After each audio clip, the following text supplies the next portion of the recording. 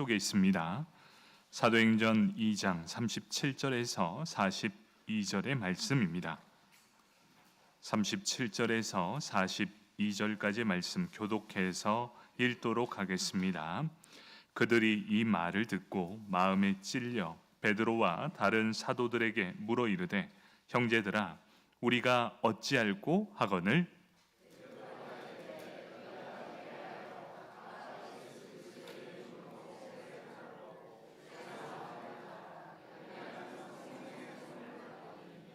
이 약속은 너희와 너희 자녀와 모든 먼데 사람 곧 주 우리 하나님이 얼마든지 부르시는 자들에게 하신 것이라 하고,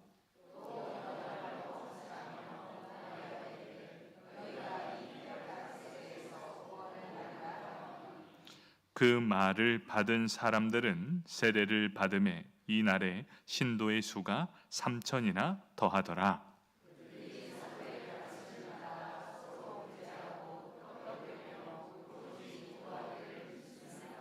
아멘. 성가대에 찬양이 있겠습니다.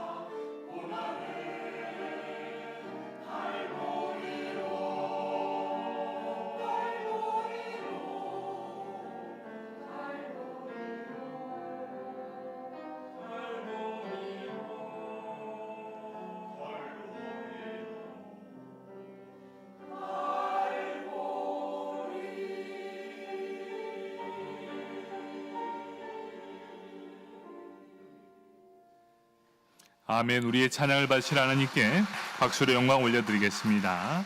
감사합니다.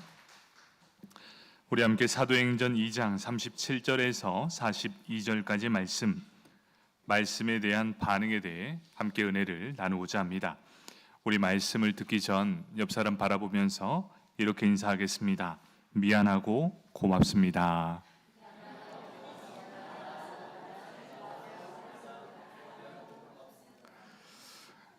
여러분, 이 한마디가 참으로 짧은 말이지만 관계가 회복될 수 있는 놀라운 말이라는 것 아십니까? 한마디에 천냥빛을 갚을 수도 있습니다. 만약 내 옆에 사랑하는 남편, 또 내가 잘 아는 사람일수록, 나와 조금 더 가까운 사람일수록 우리는 그 실수한 모습을 보일 때가 있습니다.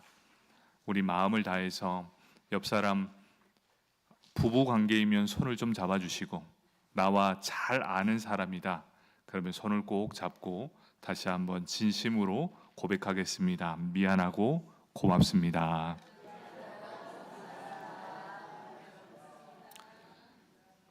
여러분, 이 표현을 잘함으로 관계가 회복되면 가정이 살아납니다. 그리고 교회가 살아납니다. 여러분, 이 한마디의 말이 때로는 모든 관계의 회복을 보일 때도 있습니다. 여러분, 이런 표현에 있어 인색하지 마시고, 미안하면 미안하다 하시고, 고마우면 고맙다 하시고, 감사하면 감사하다 표현할 때 가정이 살고 교회가 살게 될 것입니다. 여러분, 이러한 관계가 회복되는 우리 교회 되길 축복합니다. 아멘. 성령 충만함을 받은 이 베드로가 말씀을 계속 이어져 가고 있습니다. 그 결론이 무엇이었습니까? 사도행전 2장 36절에 이렇게 말씀합니다.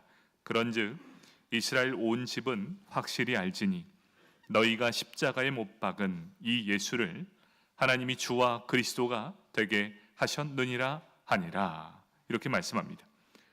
다윗이 약속한 메시아, 너희가 그토록 기다린 메시아, 그분이 바로 예수 그리스도다.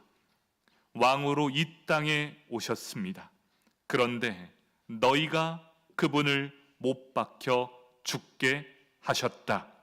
하지만 하나님께서 예수를 다시 살리셨을 뿐만 아니라 이 땅에서 승천하신 후 성령을 선물로 주신 이 바로 그분이 예수 그리스도다. 이렇게 말씀하고 있습니다. 이 말씀을 들은 이 유대인들의 반응이 바로 오늘 말씀의 핵심입니다. 베드로의 설교를 들은 이 유대인들의 반응, 그 첫 번째는 마음의 찔림을 받았다입니다. 사도행전 2장 37절에 이렇게 말씀합니다. 그들이 이 말을 듣고 마음에 찔려 베드로와 다른 사도들에게 물어 이르되 형제들아 우리가 어찌할꼬 하거늘. 먼저 그들은 마음에 찔렸습니다. 이 찔린다는 건 어떤 의미입니까? 양심의 가책을 느꼈다. 그리고 죄책감을 느꼈다라는 의미입니다. 여기에서 마음에 찔렸다 할 때 찔려라는 의미는 어떤 의미냐면 때리다 혹은 격하게 찌른다, 이 의미입니다. 그래서 이 의미를 더 자세히 말하면 이렇습니다. 그것이 나에 깊숙이 박혀와서 나를 실신시킬 것만큼 내 가슴에 훅 들어왔다. 그리고 내 가슴을 뚫고 지나가는 것처럼 이 의미를 묘사하는 것이 바로 마음을 찔렸다라는 뜻의 동사입니다. 이곳에 모인 모든 사람들은 자신의 잘못 그리고 죄악을 알게 되므로 비수와 같이 찔림을 받게 되었다. 왕이신 하나님의 아들 예수를 못 박아 죽은 범인이 바로 나다, 바로 우리라는 사실을 알게 됩니다. 사랑하는 성도 여러분, 말씀을 들을 때 누구나 마음의 찔림을 받을 수 있습니다. 그런데 그들은 어떻습니까? 찔림으로 끝나지 않았습니다. 자신들의 죄를 아는 것으로 끝나지 않고, 그러면 우리가 어떻게 해야 합니까? 여기서 이들이 질문하는 것이 무엇입니까? 형제들아 우리가 어찌할꼬, 이렇게 질문을 하게 됩니다. 이 질문은 어떤 질문일까요? 필사적인 부르짖음을 말씀하고 있습니다. 어찌할꼬 이 말은 주로 회개할 때 쓰는 언어입니다. 특별히 겸손히 하나님의 명령을 기다릴 때 사용하는 단어가 바로 어찌할꼬입니다. 우리가 메시아를 십자가에 못 박혔습니다. 더 이상 무슨 말을 할 수 있겠습니까? 우리가 그토록 기다린 메시아를 내 손으로 죽였으니 우리가 어찌해야 되겠습니까? 유대인들은 이 베드로의 말씀을 듣고 나서 찔림을 받았고 깨달음을 얻게 되었습니다. 그리고 그것으로 인해 변화하려고 노력하는 모습을 보게 됩니다. 이것이 바로 말씀에 대한 반응의 올바른 형태라는 것이지요. 말씀을 통해 내 삶에 찔림이 있고 내 삶의 잘못을 깨달아 과감하게 변화할 수 있는 노력이 있어야만 하는 것, 그것이 진정한 말씀에 대한 반응입니다. 여러분, 그런데 우리는 어떻습니까? 내 귀에 들리기에 좋은 설교는 어떤 설교입니까? 은혜가 되는 설교가 좋은 설교라고 생각합니다. 우리 조금 더 솔직해 봅시다. 하나님이 주신 은혜에 감동하고 그 사랑에 기뻐하며 하나님이 우리에게 주신 이 복을 받아 누리는 것, 이것이 얼마나 좋은 건지 압니다. 그래서 그런 설교를 들을 때 우리는 아멘이라고 화답합니다. 그에 반해서 공의로운 하나님의 징계의 말씀을 들으려 하지 않고 애써 외면하는 시대를 살아가고 있습니다. 이것이 어떤 의미입니까? 내가 져야 할 십자가는 멀리합니다. 좁은 길이 어떠한 길인지 대해서는 궁금해하지도 않습니다. 하지만 우리 주님께서 원하시는 모습이 어떤 모습입니까? 너희가 가야 할 그 길, 십자가를 가까이 하고 좁은 길로 가야 한다. 왜 그럴까요? 이것이 바로 예수님께서 원하시는 제자들의 모습이었기 때문입니다. 바로 믿는 사람들이 바로 이런 참다운 모습을 갖추는 것, 그것이 예수님이 우리를 바라보는 시각입니다. 말씀을 듣는 성도님들, 천국에 대한 소망의 말씀을 들어야 합니다. 동시에 지옥에 대한 징계의 말씀도 들어야 합니다. 왜 그렇습니까? 하나님은 사랑의 하나님이십니다. 동시에 공의의 하나님이십니다. 하나님께 순종하면 축복을 받습니다. 하지만 불순종하면 하나님께 징계를 받습니다. 라는 것도 반드시 들어야 함을 말씀해 주고 있습니다. 예수를 믿으면 모든 믿는 사람들은 이 죄를 단 한순간에 용서받습니다. 어떤 죄입니까? 모든 죄입니다. 과거, 현재, 미래, 이런 모든 죄를 통틀어 예수를 믿으면 다 사함을 받습니다. 하지만 우리는 거기에서 머무르면 안 됩니다. 많은 사람들이 거기에 머뭅니다. 나 죄사함 받았어. 자유함을 얻었어. 하지만 동시에 우리에게 주어지는 것이 무엇입니까? 죄사함을 받은 성도들에게 자유, 그 다음에 이어지는 것이 무엇입니까? 의무와 책임이 반드시 따른다는 것입니다. 여러분, 의무와 책임이 무엇입니까? 주님이 걸어가신 그 길, 예수님께서 걸어가신 그 길이 어떤 길입니까? 좁은 길입니다. 여러분, 좁은 길이 어떤 길입니까? 모든 사람이 자신에게 유익이 되는 길을 선택합니다. 그때 남아있는 것은 다른 사람이 가지 않으려고 하는 그 길만 남아 있습니다. 선택의 기로에서 여러분들 성공이 보장된 길이 있고 이 길은 너무나 가기 싫은 길, 그 길을 과연 여러분들은 선택할 수 있겠습니까? 예수님은 우리에게 이렇게 권면합니다.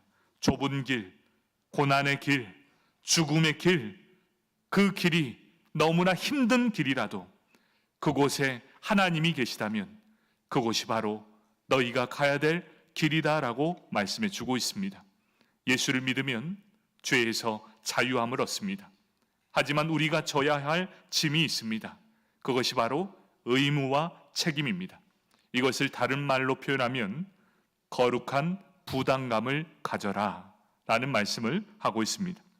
여러분, 그렇게 성도로 하여금 거룩한 부담감을 가지고 온전하고 건강한 신앙인으로서 면모를 갖출 때 하나님은 그를 기뻐하실 것입니다. 여러분, 이곳에서 예배드리는 모든 성도님들, 하나님께서 허락하신 축복만 쏙 빼먹고 섬김과 희생의 자리는 나 몰라라 하는 뺀질이들이 되지 않기를 축복합니다. 여러분, 뺀질이 아시지요? 제가 보니까 한 2명 정도는 있는 것 같은데, 하나님께 받은 사랑만 쏙 빼먹고 섬김의 자리, 희생의 자리는 나 몰라라 하는 그런 뺀질이들 한 사람도 없기를 축복합니다. 우리 누리려고만 하지 맙시다. 섬김의 자리에 있을 때 그 믿음의 본을 보는 사람이 있습니다. 누가 보는지 아십니까? 교회에 처음 나온 사람들, 그리고 믿음이 연약한 초신자들은 어떻게 신앙생활을 하는가 이렇게 바라보게 될 것입니다. 그리고 당신 하는 대로 똑같이 할 겁니다. 두렵지 않습니까? 누군가는 여러분들을 통해 신앙의 뿌리를 내리게 될 것이고, 누군가는 당신을 통해 날라리 신자가 되게 될 것입니다. 여러분, 우리 교회는 뺀질이 성도가 한 사람도 없기를 간절히 축복합니다. 아멘. 두 번째는 어찌 알고에 대한 베드로의 대답입니다. 사도행전 2장 38절, 베드로가 이르되 너희가 회개하여 각각 예수 그리스도의 이름으로 세례를 받고 죄 사함을 받으라. 그리하면 성령의 선물을 받으리라. 이렇게 말씀합니다. 베드로의 답변은 너무도 단호합니다. 회개하라. 그리고 각각 세례를 받으라. 그리하면 성령을 선물로 받으리라. 이렇게 말씀하고 있습니다. 베드로는 유대인들에게 철저한 변화를 주문하고 있습니다. 그 첫 번째가 회개하라입니다. 여기서 회개하라는 것은 마음의 변화를 일으켜 너의 삶의 방향을 바꾸어라 라는 것을 명령하고 있습니다. 여기에서 보면 형식적인 변화를 할 수 있습니다. 그런 척 할 수 있습니다. 그런데 우리에게 말씀하는 게 무엇입니까? 그런 부분적인 변화 말고 너의 완전한 변화를 거두길 원한다. 여러분, 이 마음의 변화가 있어야만 완전한 변화가 이루어짐을 알 수 있습니다. 회개는 행동의 변화를 일으키지만 여기에서 강조점이 무엇입니까? 마음에 있다. 이것이 곧 마음가짐입니다. 여러분, 이제 내일부터 우리는 고난주간 특별 새벽기도에 들어갑니다. 여러분, 이 고난주간 특별 새벽기도 6일 동안 참석하는 것은 언제 정해진 줄 아십니까? 바로 지금 여기서 정해집니다. 왜 그렇습니까? 마음을 확고하게 먹는가, 그렇지 않는가가 이미 정해져 있습니다. 여러분의 심령 가운데 그래, 내가 6일 동안 어떠한 일이 있어도 한번 참석해 봐야지, 그런 마음가짐이 있으면 참석하게 됩니다. 그런데 이미 마음에서 나 없어도 되겠지, 한두 번 얼굴 비치면 끝나겠지, 적당히 힘들면 한두 번 나오면 되겠지. 여러분, 이미 마음에서 정해져 버렸습니다. 여러분은 지금 어떠한 마음을 가지고 있습니까?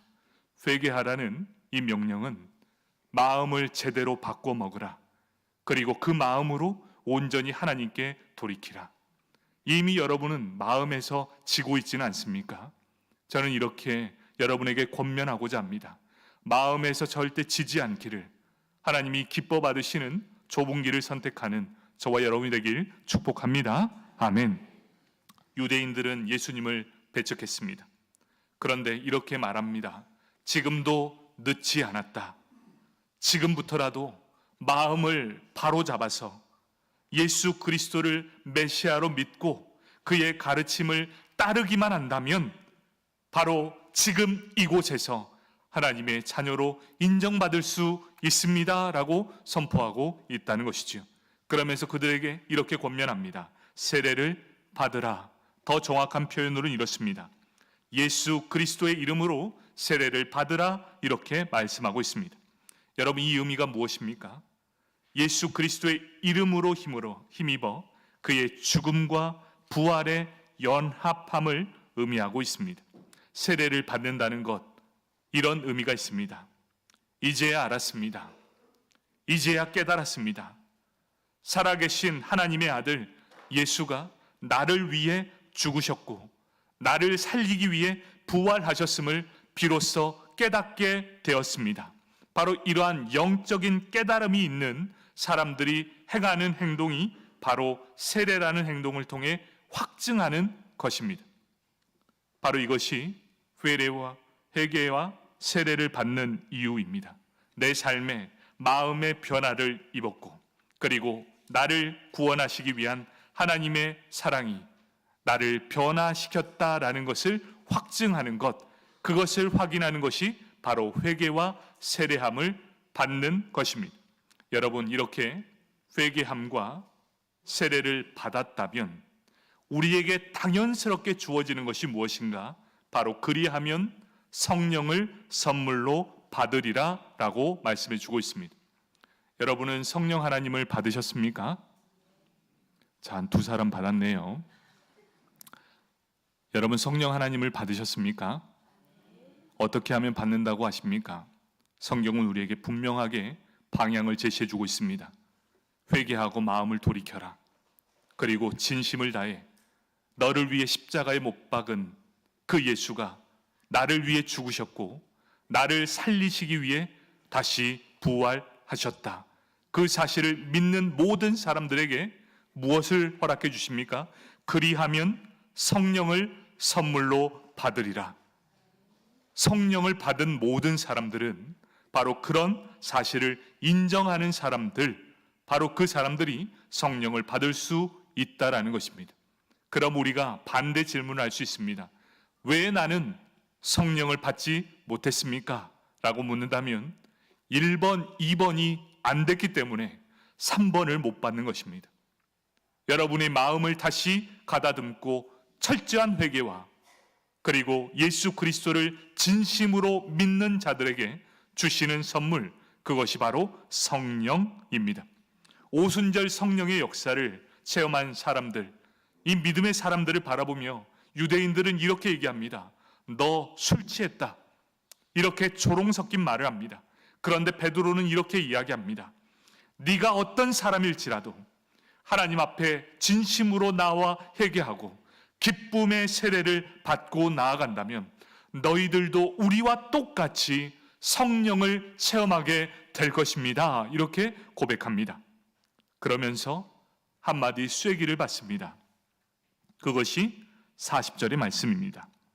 또 여러 말로 확증하며 권하여 이르되 너희가 이 패역한 세대에서 구원을 받으라 하니. 이스라엘은 무거운 죄 그리고 무서운 죄를 지었습니다. 그런데 그들에게 이렇게 말합니다. 이 패역한 세대와 관계를 끊어라. 너의 발목을 잡고 있는 이 고통의 덫에서 하루속히 풀려나라.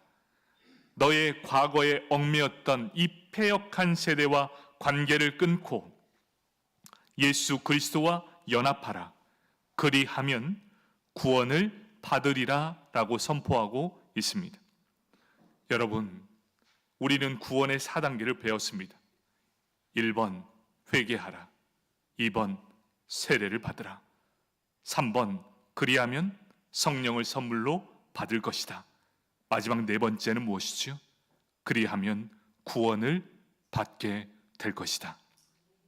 이 짧은 본문 안에 모든 구원의 우리의 여정이 다 녹아져 있습니다. 그리고 이에 반응하게 됩니다. 41절 말씀입니다. 그 말을 받은 사람들은 세례를 받음에 이날에 신도의 수가 3,000이나 더하더라. 여러분, 이 놀라운 역사가 3,000명이나 되는 순종의 사람들로 이루어지게 됩니다. 세례를 받았습니다.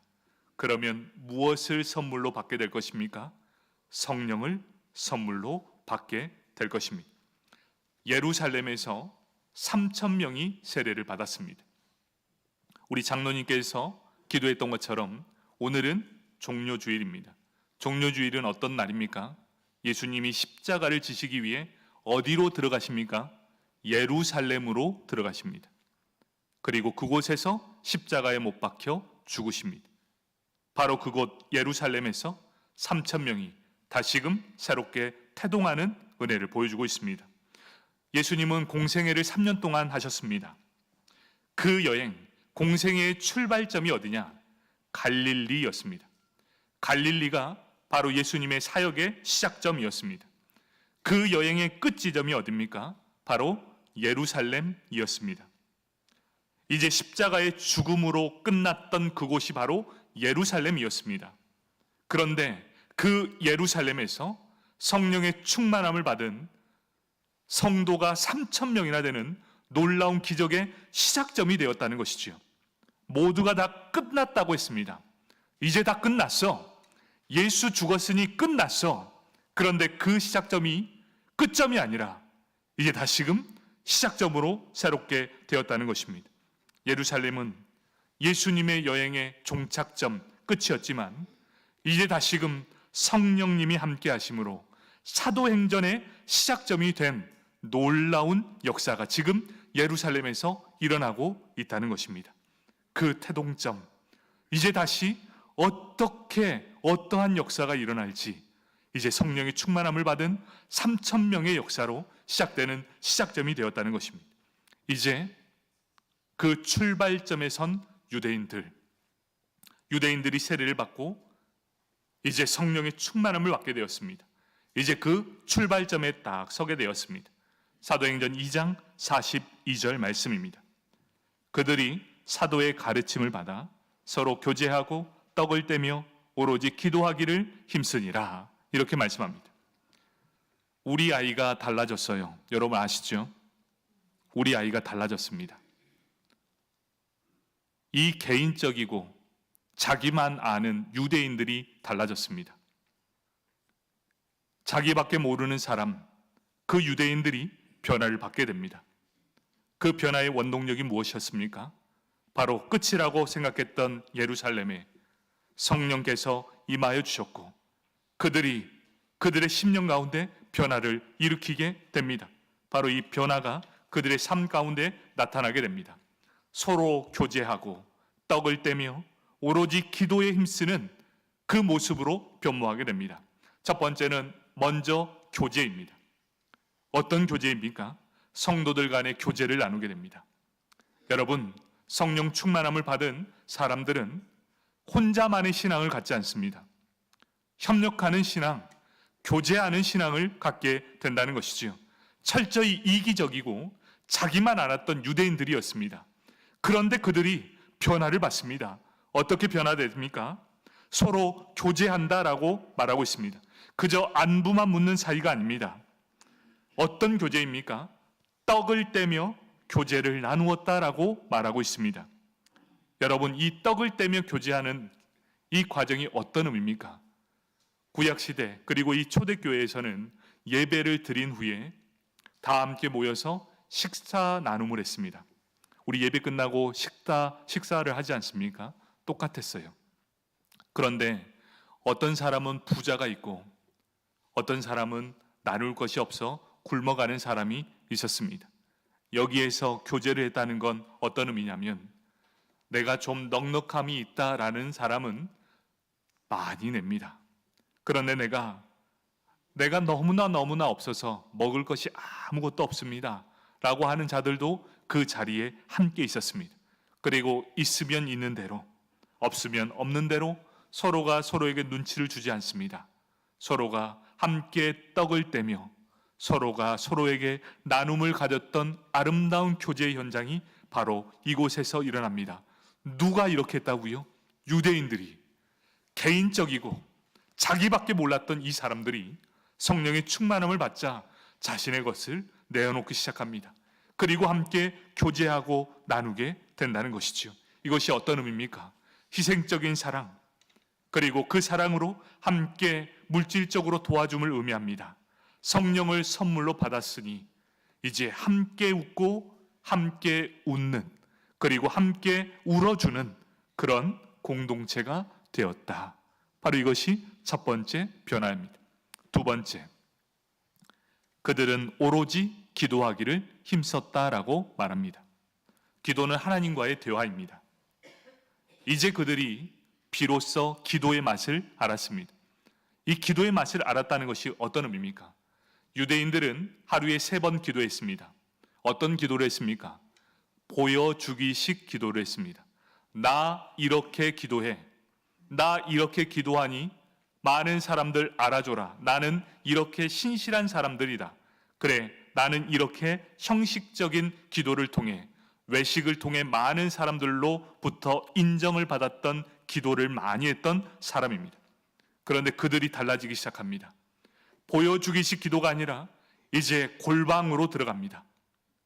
골방으로 들어가 그 영혼을 하나님께 집중하는 기도를 하기 시작합니다. 외식, 보여주는 기도가 아니라 이제 기도의 참맛을 알았습니다. 하나님의 사랑을 깨달아 어떻게 하면 하나님과 더 가까이 할 줄을 알게 되는 사람, 바로 성령의 충만함을 받았더니 이 유대인들이 변화를 받게 됩니다. 그럼 여러분에게 질문을 하겠습니까? 여러분 왜 기도하지 못하십니까? 그 이유는 분명합니다. 성령의 충만함을 받지 못했기 때문이고, 성령의 충만함을 받지 못했던 이유는 제대로 회개하지 못했고, 예수 그리스도를 내 마음으로 전심으로 받지 못했으며, 내 자신이 펄펄 살아있으니 보여주기식 기도만 했을 뿐. 여러분, 기도는 보여주기식 기도가 아니라 기도의 참맛을 아는 사람은 하나님과 은밀히 기도합니다. 그리고 기도하면 기도할수록 자신의 연약함을 알아가는 사람. 성령을 선물로 받았던 이 유대인들, 그들이 변화받기 시작합니다. 성도도 마찬가지입니다. 성령의 충만함을 받으면 기도의 참맛을 아는 사람. 여러분, 기도는 힘이 있고 하나님을 움직이는 힘이 있는 줄 믿으시길 바랍니다. 여러분, 기도는 그런 능력이 있어요. 걱정하지 말고, 걱정만 하지 말고, 제발 하나님과 이 기도의 놀라운 능력으로 기도의 참맛을 알아 하나님의 사랑을 알고 내 삶을 전적으로 맡기는 저와 여러분이 되길 축복합니다. 아멘. 말씀을 정리하도록 하겠습니다. 베드로는 성령의 충만함을 받았습니다. 그리고 하나님의 말씀을 전하게 됩니다. 듣는 청중들은 마음을 열었습니다. 그리고 말씀을 들었습니다. 그리고 말씀에 찔려 그들은 어찌할꼬라고 고민하게 됩니다. 고민하는 그들에게 베드로는 그 해답을 제시하게 됩니다. 회개하고 세례를 받으라. 그리하면 성령을 받으리라. 말씀에 순종함으로 행하게 됩니다. 순종했던 유대인들은 성령을 선물로 받게 됩니다. 그들은 변화를 경험합니다. 이 놀라운 역사는 다시 새롭게 예루살렘에서 상도행전의 시작을 알리게 되었습니다. 여러분, 이제부터 이 예루살렘에서 사도행전의 시작점에 선 유대인들을 통해 놀라운 역사가 이루어지게 될 것입니다. 사랑하는 성도 여러분, 오늘 중요한 핵심이 바로 이겁니다. 새로운 출발을 하기 위해 반드시 해야 할 일이 있습니다. 그것이 무엇일까요? 묵은 짐을 내려놓는 것입니다. 사도행전 2장 24절, 또 여러 말로 확증하며 권하여 이르되 너희가 이 패역한 세대에서 구원을 받으라 하니, 이렇게 말합니다. 이스라엘은 무서운 죄를 지었습니다. 그리고 단호하게 베드로는 이렇게 이야기합니다. 이 패역한 세대와 관계를 끊으라. 그리고 예수와 연합하라. 그리하면 구원을 받으리라 라고 선포합니다. 오늘 이 말씀을 통해 우리 모두가 내 스스로 한번 질문을 해보기를 원합니다. 앞으로 전진하려고 할 때 나의 발목을 잡고 있는 것이 있으십니까? 고통의 덫이라고 합니다. 한번 잡히면 이 덫은 절대로 풀려나올 수 없는 덫이 나를 꽉 잡고 있습니다. 우리가 꼭 앞으로 전진하고자 할 때 걸리는 걸림돌이 무엇인 줄 아십니까? 관계의 문제에서 여전히 나는 불편함을 가지고 있지는 않습니까? 이러한 문제가 해결되지 않으면 절대로 앞으로 전진해 나갈 수 없다라는 것이지요. 마음의 짐을 반드시 내려놓아야 합니다. 반드시 이 모든 부분이 해결되어야 합니다. 이 패역한 세대에서 끊어짐을 받아야 예수와 연합할 수 있고 앞으로 나아갈 수 있음을 보여주는 것이었습니다. 마음의 찔림으로 끝나는 것이 아니라 이제 용기를 내야 할 것입니다. 여러분, 때로는 여러 말보다, 여러 핑곗거리보다 그저 단순히 내뱉는 한마디에 그 말을 듣고자 하는 많은 심령이 있을 것입니다. 그리고 상대방은 이것을 또 기다리고 있을지 모릅니다. 우리 다시 한번 고백해야 될 것이 있지요. 여러분은 표현을 잘했으면 좋겠습니다. 우리 인제장로교회 성도님들은 교회 안에서도 표현을 잘해야 되지만 가정 안에서도 표현을 잘하길 원합니다. 제가 질문을 할 테니까 한번 대답을 해보십시오. 감사하면 뭘 해야 합니까? 한 5명 합니다. 자, 왜 그러냐면 이건 표현을 해야 되기 때문에 여러분 집중해서 이렇게라도 좀 고백해 봅시다. 감사하면 감사합니다. 미안하면 고마우면 여러분, 이러한 한마디가 서로의 막힌 담을 무너뜨릴 수 있습니다. 또 서로의 감정이 풀려질 수 있다는 것이지요. 우리는 다 연약합니다. 우리는 다 연약하기에 실수할 수 있습니다. 여러분, 실수하지 않는 사람이 있습니까? 다 실수합니다. 나는 선한 방향이라 생각해서 얘기하지만 상대방은 또 상처를 받을 수 있다는 것. 왜 그렇습니까? 우리는 다 연약하기 때문이겠죠. 우리는 다 실수할 수 있습니다. 그렇기에 먼저 용기를 좀 내야 되겠습니다. 그러면 어떻게 해야 되겠습니까?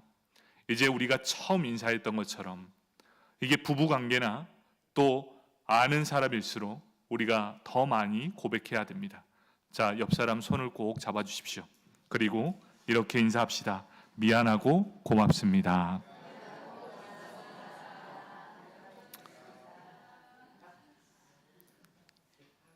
관계가 회복돼야 전진할 수 있습니다. 저는 우리 인제장로교회가 시작점에 있다고 생각합니다. 저는 우리 모든 인제장로교회 성도님들이 시작점에 있다고 생각합니다. 사탄은 계속해서 고통의 덫을 걸게 될 거예요. 여러분, 여기에서 자유할 수 있는 것은 우리의 모든 것이 회복되어야 합니다. 가장 큰 걸림돌이 관계의 덫입니다. 으쌰으쌰하고 나아갈 때 사탄도 만만치 않은 우리에게 방해 요소를 우리 발목을 확 잡게 될 것입니다. 여러분, 우리가 가장 먼저 회복해야 될 것, 전진하는 데 있어서 가장 중요한 것은 관계가 회복되어야 됩니다. 먼저 가정에서 회복되십시오. 부부관계, 또 자녀와의 관계, 형제와의 관계, 부모님하고의 관계가 회복되어야 그 가정이 삽니다. 그리고 교회 안에서도 마찬가지입니다. 관계가 회복되어야 하나님의 기쁨이 될 수 있습니다. 여러분, 표현하십시오. 그리고 미안하면 용기를 내십시오. 그리고 찾아가십시오. 그리고 고백하십시오. 미안하고 고맙습니다. 바로 이러한 고백을 통해 놀라운 역사가 우리 교회에 임하기를 축복합니다. 아멘.